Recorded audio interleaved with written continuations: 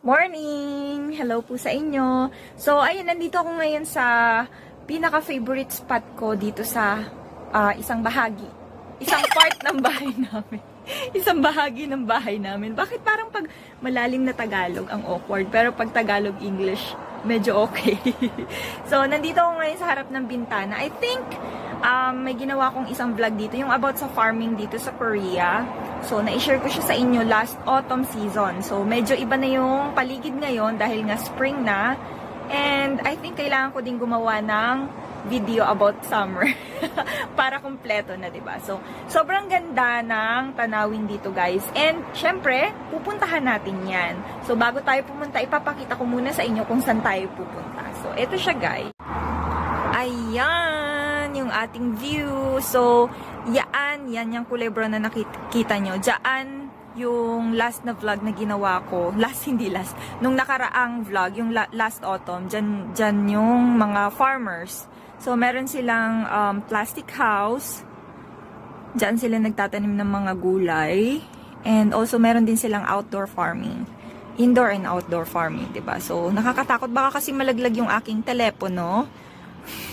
Pag nalaglag dito, guys, yung phone, tsak, lasog-lasog kasi nga semento yung babagsakan. So, nasa 12th floor kami and talagang basag talaga. Wala na talagang wala nang balikan. Hindi na pwedeng ipaayos. So, ayun yung view natin, guys. Tingnan nyo naman, sobrang ganda. Ang daming cherry blossom doon. So, pupunta tayo doon. Ayun, doon sa, yung pinakadulo. Tapos maglalakad tayo papunta. Wait lang, ang labo. Papunta doon. Mag-aakyat tayo hanggang doon. Tapos iikot ako doon. Ayan. Tapos babalik tayo dito. And then tatawid tayo dyan. Tinur ko na talaga kayo. Tatawid tayo dito. Tapos balik na tayo sa bahay. So, yan yung exercise natin today. Since wala na yung mga kids, nasa school na sila. Kaya solo ang lola nyo ngayon. So, bago ko linisin yung bahay, mag-exercise muna tayo sa labas. Tara, let's go!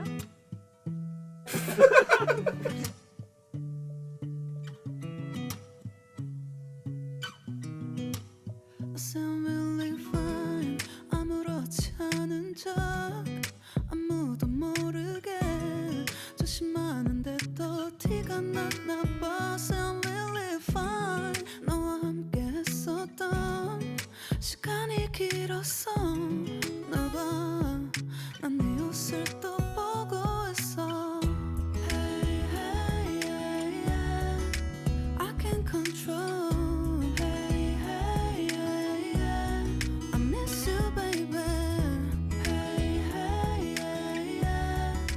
Ganyan yung tapunan ng basura dito, guys. Yung mga hindi na ginagamit na damit.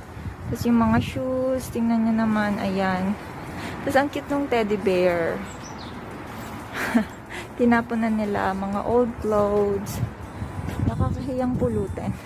Pero may mga napapanood akong mga vlogger na sa US na yun, kinukuha nila yung mga nasa basurahan na. Pero dito kasi, guys, sa Korea, lalo na ayun yung mga furnitures and then carriers. Basta madami pang iba mga upuan. So dito kasi medyo nakakahiyang mamulot. May CCTV kasi sila. CCTVs are everywhere here. Kaya yun. Although hindi naman pinagbabawal. Kung gusto mo talagang kunin, pwede mo namang kunin. Kaso yung mga Koreans, lalo na yung asawa ko, medyo yun sensitive siya. Ayaw niya nang namumulot. Papagalitan niya ako. So, ang problema ko ngayon, hindi ko alam kung saan ko ilalagay itong tapunan namin ng basura. Guys, inuwi ko muna to, yung lalagyan namin ng basura kasi baka pag iniwan ko sa labas, mawala siya. Baka kasi mawala. Medyo mahal pa naman yung mahal kasi to. So, pag nawala, naku po, mahirap bumili ng bago. So, ayan. Balik na tayo doon. Na natin yun. Excited na ako. Kaso nga lang ako lang mag-isa. Pero, yun, sanay naman ako mag-isa. Sanay naman ako nang walang lagi. Dito na tayo, guys. Ayan. Antayin lang natin yung stoplight. Parang ako lang ata tao dito.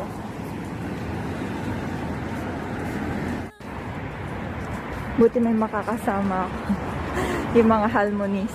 Papunta din sila dun sa pupuntahan natin, guys.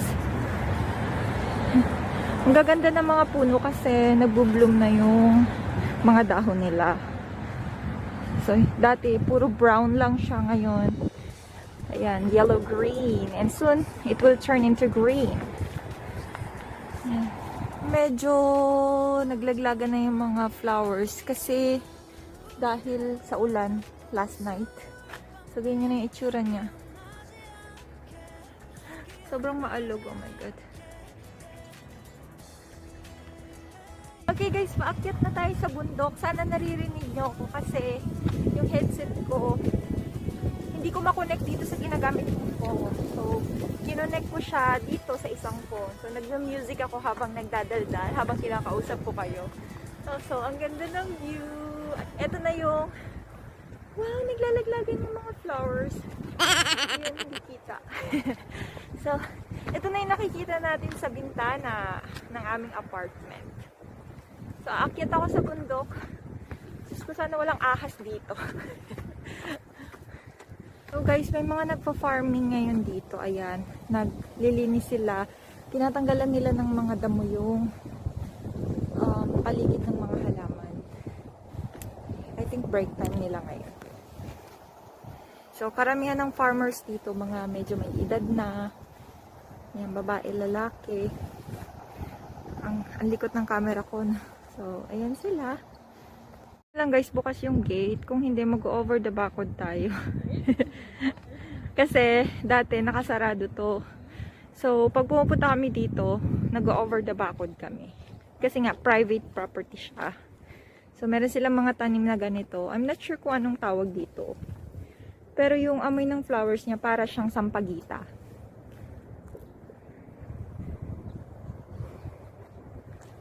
Ayan. Tingnan nyo naman yung cherry blossom dito. Sobrang ganda. Ayan. Perfect.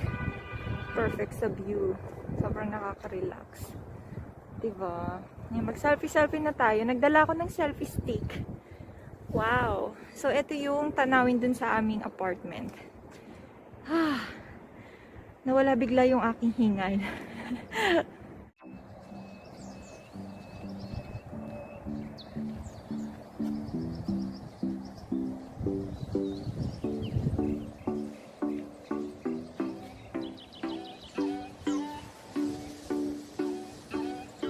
Okay guys, so nandito na tayo.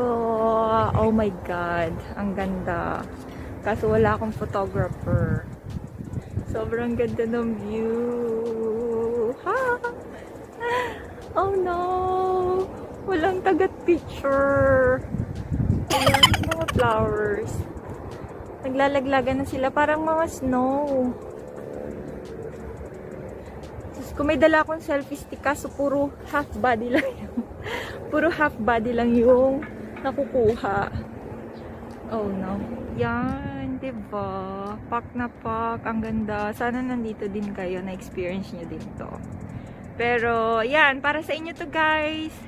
Itong video na to. Hindi nyo man mahawakan. At least makakita nyo yung cherry blossoms. Yan. Walang katao-tao dito. Tapos eto mga yung pinapatubo nilang pine tree. Ayan, I think binibenta nila to or sakop to ng government. Tapos yun, tinatanim nila sa mga empty spaces. Ang ganda niya. Sana meron din ganito sa Pilipinas, no? I think mabubuhay naman to sa atin sa Pinas. I'm not sure. Pwede ba guys? Pwede ba mabuhay to sa Pinas? Na ako pupunta doon kasi medyo malayo na. Babalik na tayo. Doon na tayo sa may kalsada. Kasi wala akong kasama. Medyo natatakot ang lola niya. Ano kasi doon, medyo kasulok-sulukan na siya guys. Medyo madaming kahoy. So, hindi ako confident na pumunta mag-isa. Although meron namang ibang tao. Pero yun, matatakotin ng inyong lola. Nakakatakot. Tapos merong pang mga aso doon. Pero hindi iba't ibang klase ng mga hayop-hayop doon. Kagaya ng rabbit. Kasi nakapunta na ako doon one time kasama yung friend ko. Pero hindi ko carry mag-isa. Baka habulin ako ng aso. Guys, nagtanggal ako ng mask. Kasi magsiselfie tayo. Dito. Dito tayo magsi-selfie. Ayan! Wow, ang ganda. Combination siya ng green and ayun, kasi lumalabas yung mga daon ng cherry blossom. So, ang ganda ng reflection niya. Tingnan nyo. Green and white. Yung cherry blossom na to, super white siya. Ayan, parang yung ordinary cherry blossoms lang. Pero, yun medyo light pink. Tapos, yun naman, parang baby pink. Diba? So, meron silang iba't ibang klase ng variety ng cherry blossom. Tapos, meron naman dun sobrang pink na pink. Kaso, hindi na natin siya pwede mapuntahan. Ayun, medyo dark yung pagka-pink niya. So, meron silang tatlong klase ng kulay. Yun, maganda siya. Ayan, punta tayo dun sa dulo. Ang hirap mag-picture. Grabe. Walang photographer. Ay, eto, bakit kaya hindi, ano nangyari sa flower na to, sa puno? Na-dry yung mga flowers. Ah, namatay siya, guys. Na-deads yung puno. Ayan. Namatay yung mga dahon. Ito, medyo pretty siya. Hindi lang medyo, super pretty. Ayan. Oh my gosh. Ang ganda niya. Grabe, dito na lang tinapon yung tae ng aso. Actually, bawal yun. Bawal magtapon ng tae ng aso dito. Kailangan, pag may dala kang aso, bibit-bitin mo yung aso, tapos kailangan may dala ka ring pampulot ng tae. Hindi pwede kung saan-saan mo lang itatapon. Magbabayad ka ng medyo may kalakihang fine.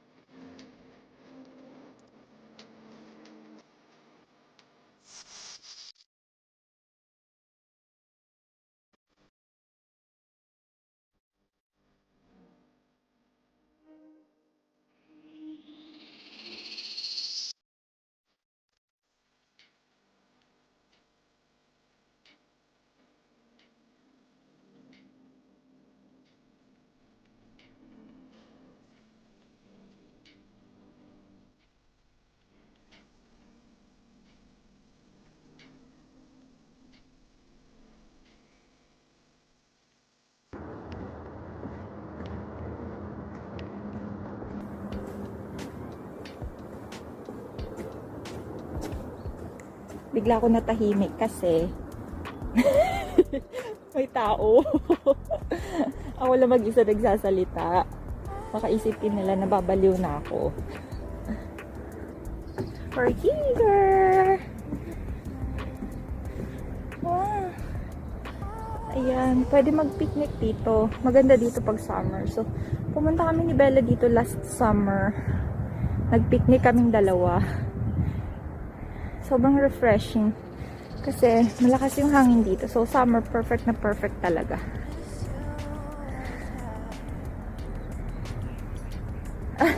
Thank you, Sisi. Salamat sa panonood. Naka-live na ako. Nagbablog pa ako, diba? O, diba? Saan ka pa?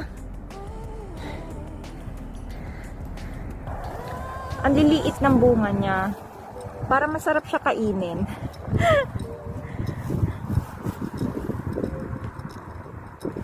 Kaso baka lason siya. Pero dito sa Korea naman, usually yung mga tinatanim nila is edible talaga. Hindi sila nagtatanim ng lasa. Ayun, ang cute ng mga flowers. Iba-iba yung colors. Diba? Konti na lang makukumpleto na nila yung rainbow colors. Sa Baguio lang ata sa atin merong ganyan mga bulaklak, no? Ang ganda niya, guys. Oh my God. Andiyan pa ba kayo? Bakit parang naghang...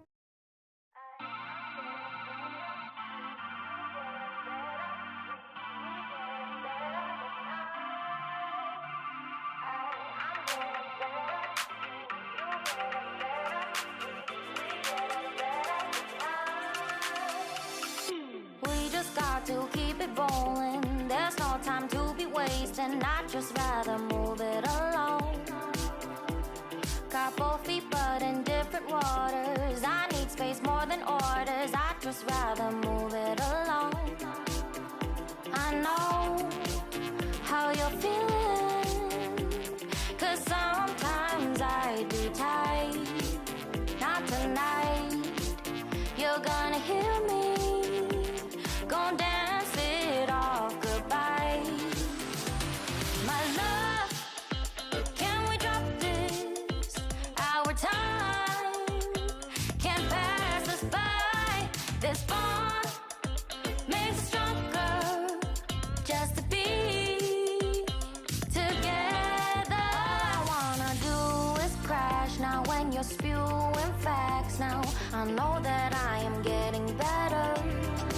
We know that we can get crazy when some things seem hazy. I know that I am getting better. I know. Guys, tapos na ako maglinis. Ayan, nakaligo na rin ako. Flex ko lang yung damit ko. Ayan, spring na spring. Actually, jacket siya. Jacket, hindi, long sleeve. Long sleeve. Ayan, itsura niya. Kaso nga lang, medyo bitin. Mahaba kasi yung kamay ko. So, ang ginagawa ko, ginagawa ko na lang siya. Pinufold ko para maging 3/4. Medyo maiksi. And hanggang talampakan. Gown. Ayan, hanggang dyan siya sa baba. Ayan, itsura niya. So, spring na spring. And then, magko-coat na lang ako mamaya. Kasi medyo mahangin sa labas. Ayan, mag-makeup na tayo. So, nakapaglagay na ako ng cream sa face. Hirap. Kasi ang tagal matuyo ng hair ko. Mag-foundation na tayo. Ito lang ilalagay natin kasi nakamas ko naman. Kamay na lang natin.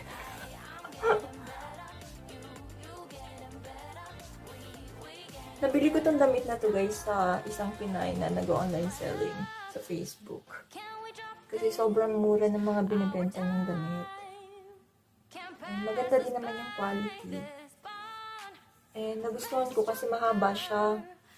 Karamihang mga damit na binibenta ngayon, puro pang summer na. So ito, fit na talaga siya sa weather ngayon. And also, pwede din siya pang summer. Kaso nga lang, ayun, long sleeve siya. So, double purpose, pwede siyang i-fold.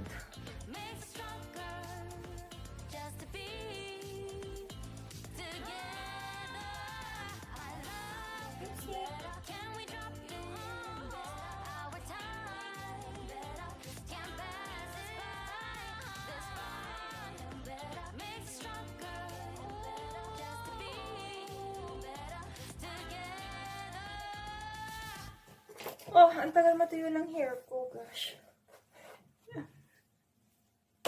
So, I think okay na yung lipstick. Huwag natin kapalan kasi hindi naman siya kita. Wait, mag-curlish tayo, guys. Kasi wala akong mascara. Gusto ko sana permanent curl ng eyelash. Kasi wala akong time. I think, enough na yan. Hayaan ko na lang na ganito yung aking hair. Maglagay na lang tayo ng hair oil. So, ito yung gamit kong oil sa buhok. Argan oil. It's made in Japan. Ganda siya guys. Sobrang bango. Amoy collagen.